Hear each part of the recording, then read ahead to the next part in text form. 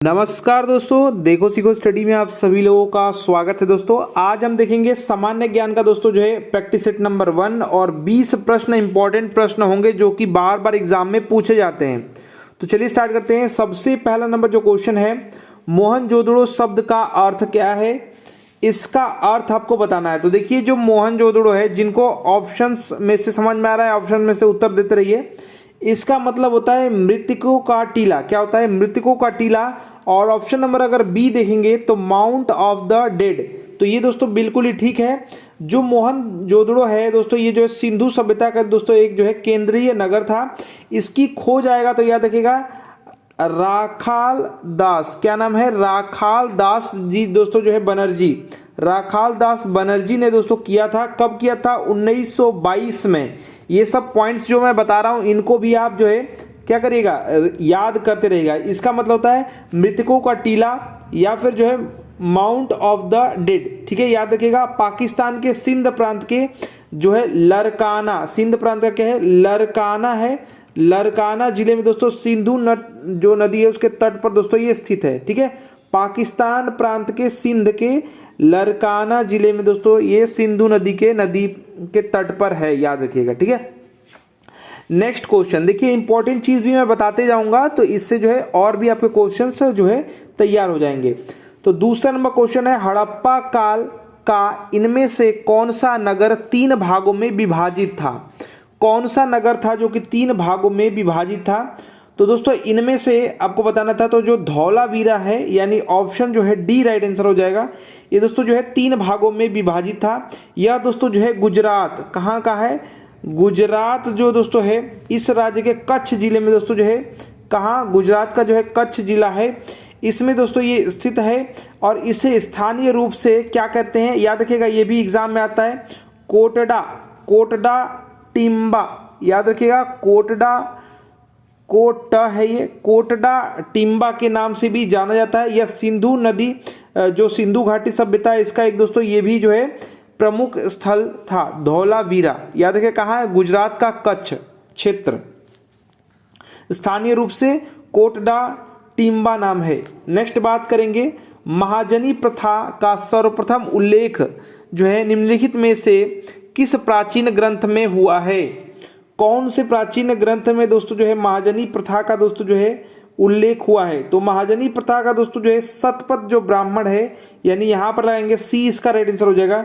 इसमें दोस्तों एक ब्राह्मण ग्रंथ में दोस्तों ये हुआ है और शतपथ ब्राह्मण में। और अगर बात करेंगे इसमें दोस्तों जो था वो सूदखोर को क्या कहते थे? इसमें सूदखोर को याद रखिएगा कुशी दिन कहा गया है। क्या कहा गया है? कुशी दिन। याद रखिएगा, सूदखोरों को कुशी दिन कहा गया है। सी इसका राइट आंसर हो जाएगा।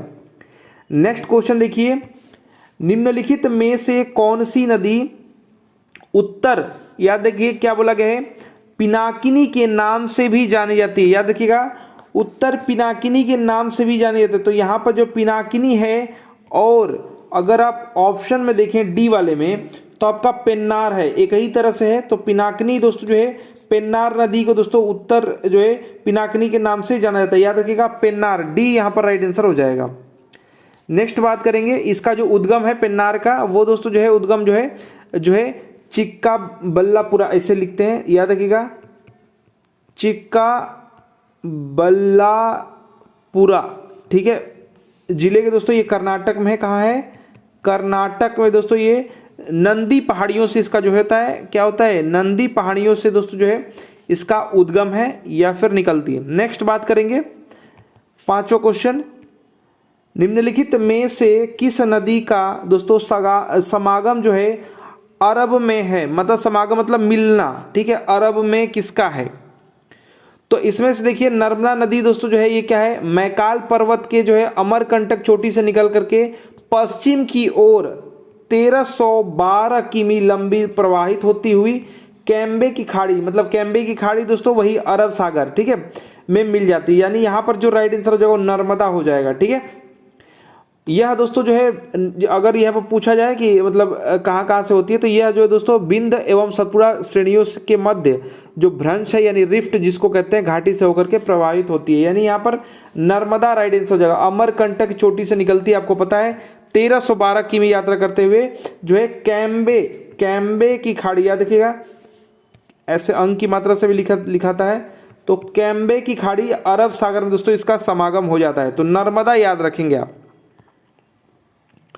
नेक्स्ट बात करेंगे, निम्नलिखित में से कौन सी नदी यमुना से नहीं मिलती है? कौन सी नदी है जो यमुना से नहीं मिलती है, मतलब मिलने वालों को छोड़कर जो नहीं मिलती है उसको बताना है।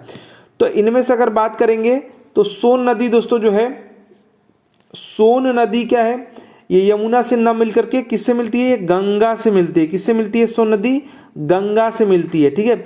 सोन नदी दोस्तों जो है दाईं ओर से गंगा से मिलने वाली एक प्रमुख जो है इसकी सहायक नदी है, ठीक है।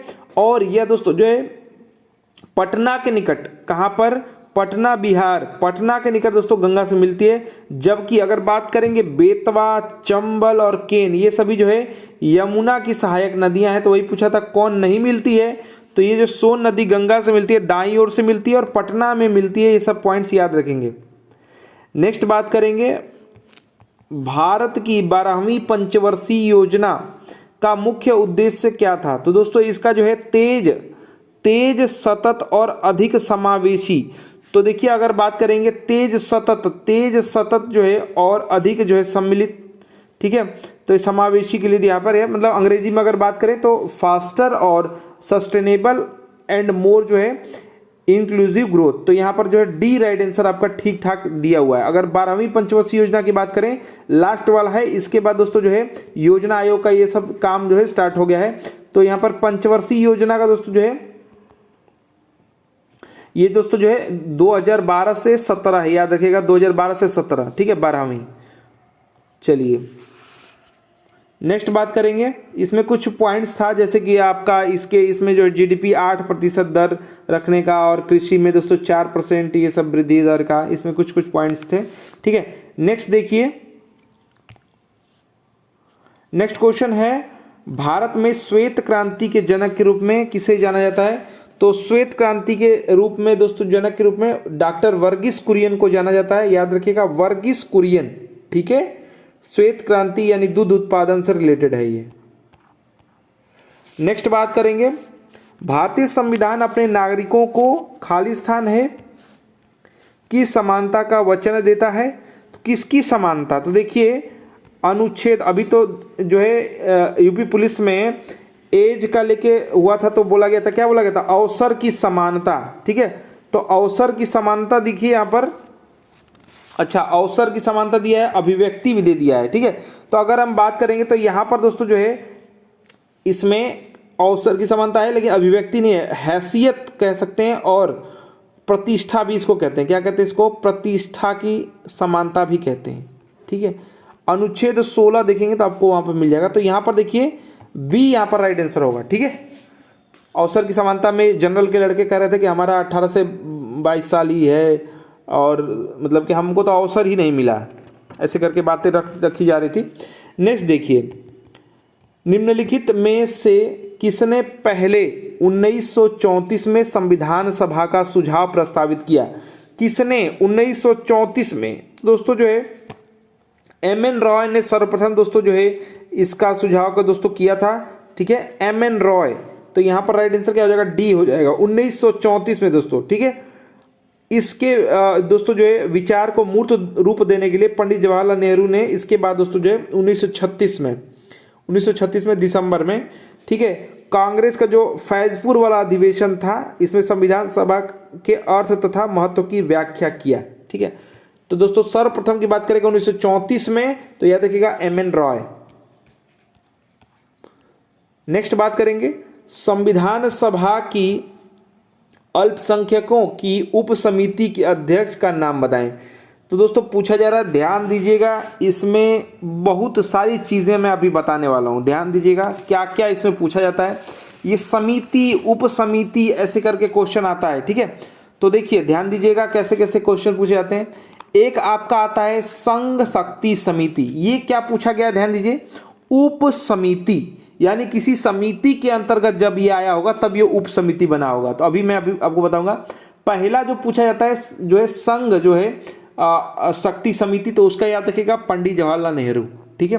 अगर आ जाएगा संघीय संविधान समिति तो वो भी पंडित जवाहरलाल नेहरू, साथ ही साथ अगर आ जाएगा प्रांतीय, क्या आएगा, प्रांतीय अगर आ जाएगा तो याद रखिएगा प्रांतीय का सरदार वल्लभ भाई पटेल, प्रारूप का आ जाएगा जिसको ड्राफ्टिंग कमेटी कहते हैं, समिति कहते हैं, तो उसको याद रखिएगा भीमराव अंबेडकर।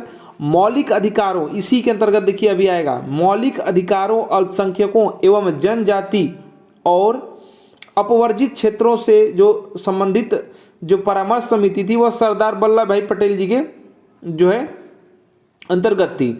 लेकिन इस समिति के अंतर्गत दोस्तों कुछ जो है उप समितियां थी, जैसे कि मौलिक अधिकार उप समिति, फिर उसके बाद था अल्पसंख्यक उप समिति। तो जो मौलिक वाला था उसमें जेबी कृपलानी थे, मौलिक वाला जो था मौलिक अधिकार उप समिति उसमें जेबी कृपलानी थे, ठीक है।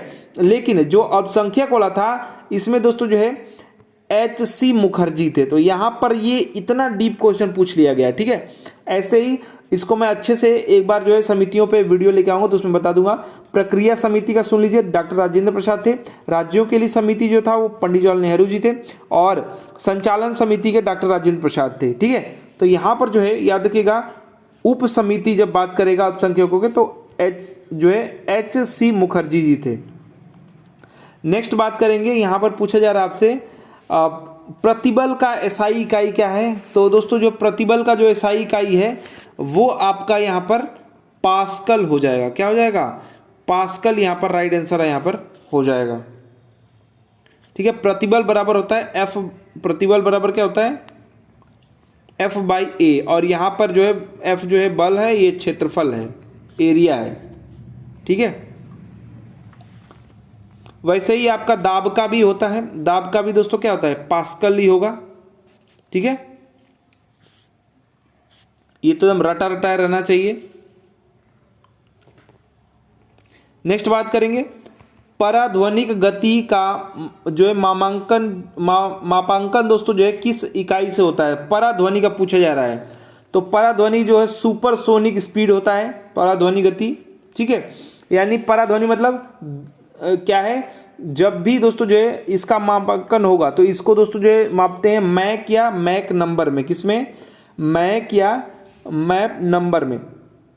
अब समझिएगा इसको थोड़ा सा अच्छे से मैं बता दे रहा हूं पराध्वनिक गति किसको कहते किसको हैं। तो सुपरसोनिक स्पीड से समझ जाएंगे, चलिए और अच्छे से आपको समझा देते हैं। यह वास्तव में दोस्तों जो है किसी तीव्र गति से चलने वाले वायुयानों जैसे लड़ाकू विमान की गति की तुलना जो है ध्वनि की चाल से करने वाला एक अनुपात है। जैसे समझिएगा एग्जाम्पल में, जैसे कोई वायुयान है, ठीक है।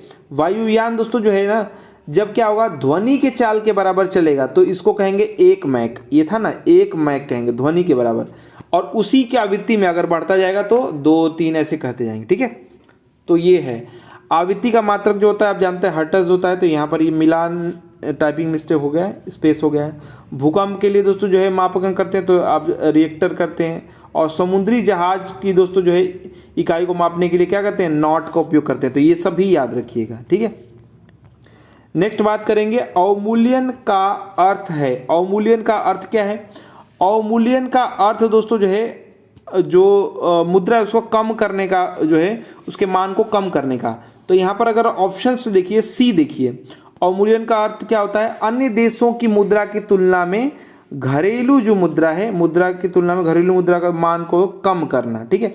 अब ऐसी स्थिति क्यों की जाती है, ऐसी स्थिति तब प्रयोग में लाई जाती है जब देश में भुगतान में मौलिक असंतुलन आ जाए। मुद्रा का जो अवमूल्यन होता है से अवमूल्यन करने वाले देशों के आयात महंगे तथा निर्यात सस्ते हो जाते हैं और देश के भुगतान संतुलन की स्थिति में सुधार हो जाता है, इसीलिए किया जाता है।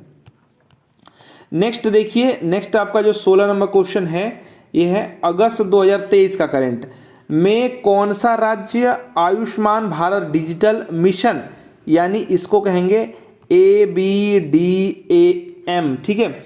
तो ये दोस्तों माइक्रोसॉफ्ट की शुरुआत जो है करने वाला पहला राज्य बन गया। तो यहाँ पर पूछा जा रहा है कि कौन सा, तो दोस्तों यहाँ पर जो राइट आंसर हो जाएगा वो मिजोरम हो जाएगा। मिजोरम की जो राजधानी है क्या नाम है, आइजोल। ये दोस्तों जो है ये नंबर 1 पे रहा है, इस हिसाब से दोस्तों इसका राइट आंसर हो जाएगा, ठीक है। याद रखिएगा आइजोल में दोस्तों जो है जो आयुष्मान भारत डिजिटल मिशन जो माइक्रोसॉफ्ट की शुरुआत की गई है, और इस शुरुआत के साथ मिजोरम दोस्तों जो है ABDM माइक्रोसॉफ्ट शुरू करने वाला देश का पहला राज्य बन गया है, तो मिजोरम हो जाएगा, आइजोल में ये हुआ है।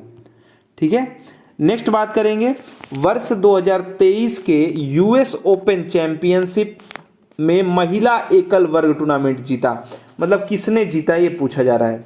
तो दोस्तों महिला वर्ग का दोस्तों जो है अमेरिकी टेनिस खिलाड़ी जो है कोको गफ, ये कौन सी है, ये अमेरिकी।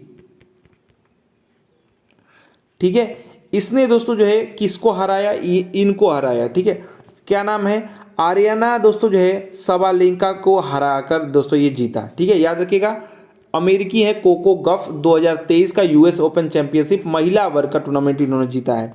अगर पुरुष वर्ग की बात करेंगे तो सर्बियाई खिलाड़ी नोवाक जोकोविच, क्या नाम है, नोवाक जोकोविच, सभी लोग जानते हैं, ने किसको हराया, डेनियल को हराया। डेनियल को दोस्तों जो है मेदवेदेव नाम है पूरा डेनियल, तो डेनियल को दोस्तों हरा करके ये जीते नोवाक जोकोविच। कौन है, साइबेरियन खिलाड़ी है। ठीक है, तो महिला का कोको गफ याद रखिएगा। नेक्स्ट बात करेंगे,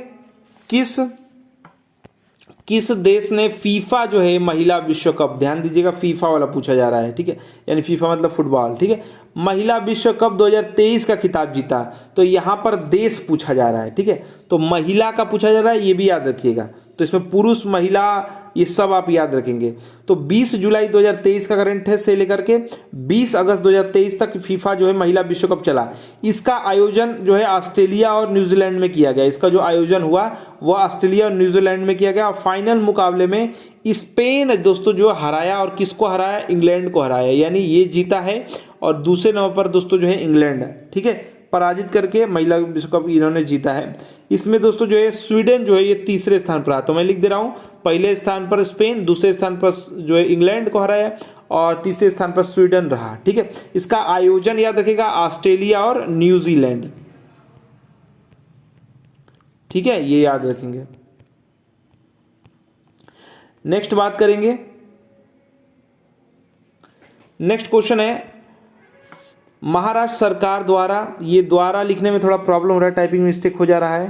ठीक है, तो महाराष्ट्र सरकार द्वारा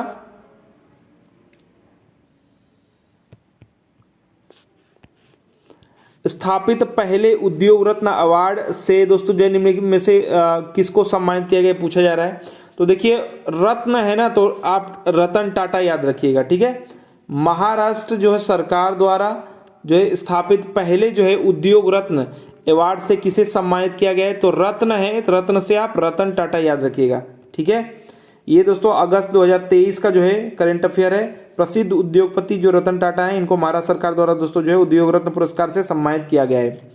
नेक्स्ट और लास्ट क्वेश्चन है आपका, भारत का पहला 3D दोस्तों जो है मुद्रित डाकघर कहाँ बनाया गया है, तो 3D वाला दोस्तों जो है बनाया गया है कर्नाटक बेंगलुरु, यानी कि यहाँ पर राइट आंसर क्या हो जाएगा, डी यहाँ पर आपका राइट आंसर हो जाएगा। ठीक है, 3D printed post office Bengaluru Karnataka में बनाया गया है। अगस्त 2023 में केंद्रीय रेल मंत्री अश्विनी वैष्णव जी ने इसका उद्घाटन किया, और बेंगलुरु शहर के दोस्तों जो है कैम्ब्रिज लेआउट में इस डाकघर का दोस्तों जो है लॉर्सन एंड टूब्रो लिमिटेड द्वारा IIT जो मद्रास है इसकी तकनीकी मार्गदर्शन में किया गया। ये सब पॉइंट्स याद रखेंगे। तो देखिए दोस्तों, ये आपका सेट नंबर 1 था सामान्य ज्ञान का। आशा करते हैं दोस्तों कि हमारा प्रयास, हमारा वीडियो पसंद आया होगा। वीडियो को लाइक शेयर कीजिएगा। धन्यवाद।